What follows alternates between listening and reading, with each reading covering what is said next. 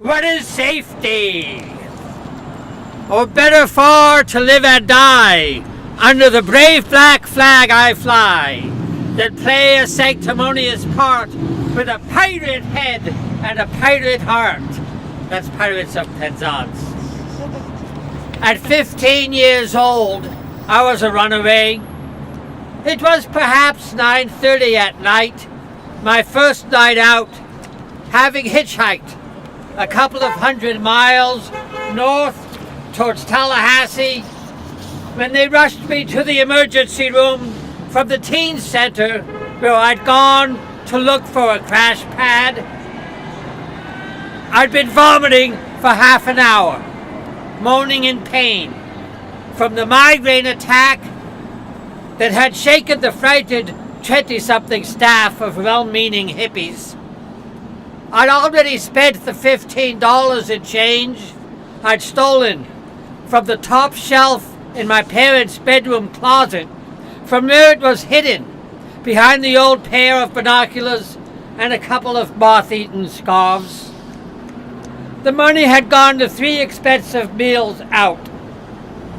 A bunch of donuts, 2 joints. It seemed well spent. After all, I could make money. Along with the $15 I'd stolen, I'd also stolen a shoe shining kit. Surely that's all I needed. Anyway, the hippies took my moaning, throwing up, sorry self to the ER, where a doctor repeatedly asked me what drugs I had taken, and I repeatedly explained I had a migraine. I'd had them before. I knew what they were. My father's a pediatrician. It runs in the family, and I haven't taken any drugs, although secretly, I was certainly planning to smoke the 2 joints in my pocket, which I fervently hoped were not going to be found. Eventually, the kind ER staff shot me up with something to stop the vomiting and let me sleep, and sent me back to the teen center to spend the night on a cot in an office wrapped in a comforter. I woke up the next morning as happy as a clam. Was I safe? With nothing but the clothes on my back, 2 joints, and an attitude? I'd never felt safer.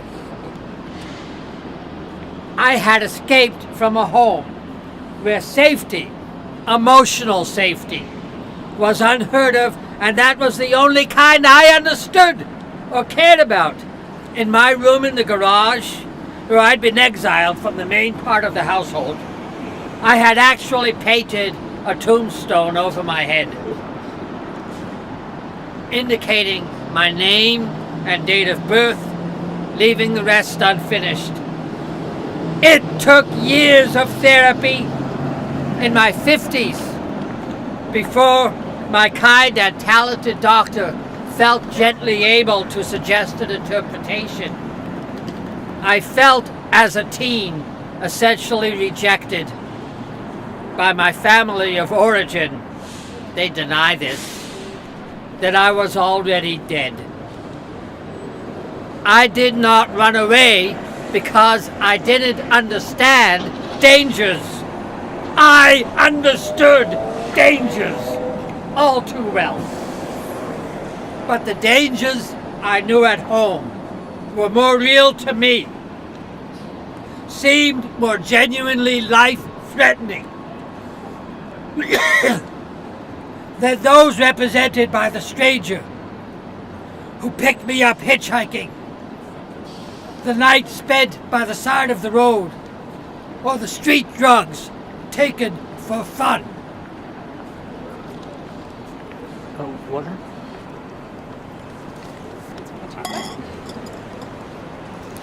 I had flung myself out into the world like a pirate on the high seas, declared myself an outlaw from my very real and very threatening and truly soul-defying and soul-destroying oppressors, and it was worth any risk.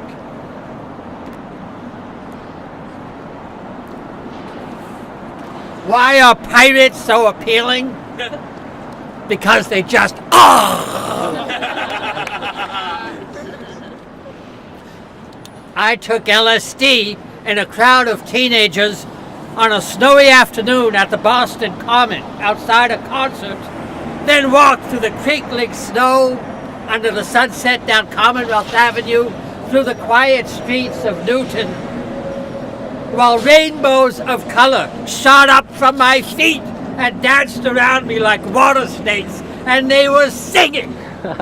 Dangerous? I couldn't imagine it.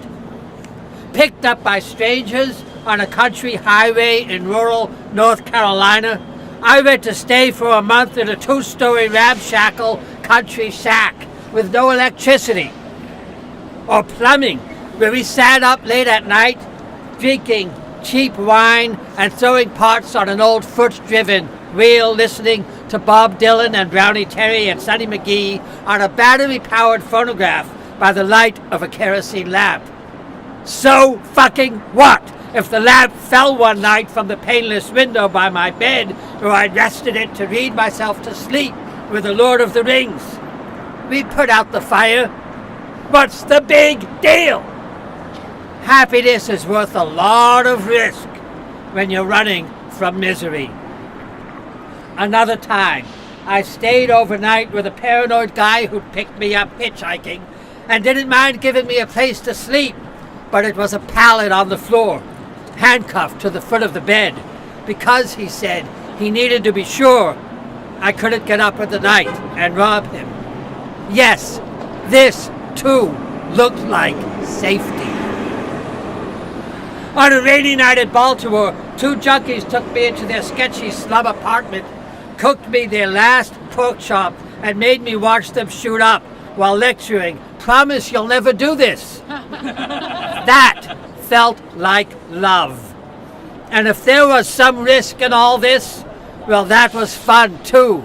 I was a pirate, an outlaw, standing up against forces that were truly trying to destroy me. I was not wrong. In early December 2016, 36 young people lost their lives when an illegal, dangerously designed warehouse art collective, Ghost Ship, went up in flames. When I look at the pictures of Ghost Ship with the art and the instruments, the clutter, and the complex and stimulating space, I don't see danger. I see a home. I see safety. I see support and love. I see a necessary alternative. It is easy to imagine that anybody who'd stay in such a so-called death trap must be irresponsible or ignorant or crazy or perhaps a drug addict or an alcoholic. But I know in my bones that some of us run from dangers that are all too real to find a home among outsiders that feels like all kinds of safety.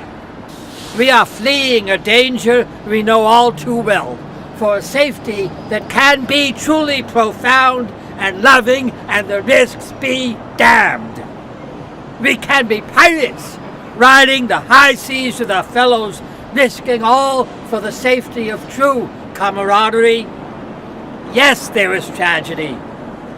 One can look and see stupidity and denial, selfishness, greed, needless loss, exploitation, a whole cornucopia of horrors.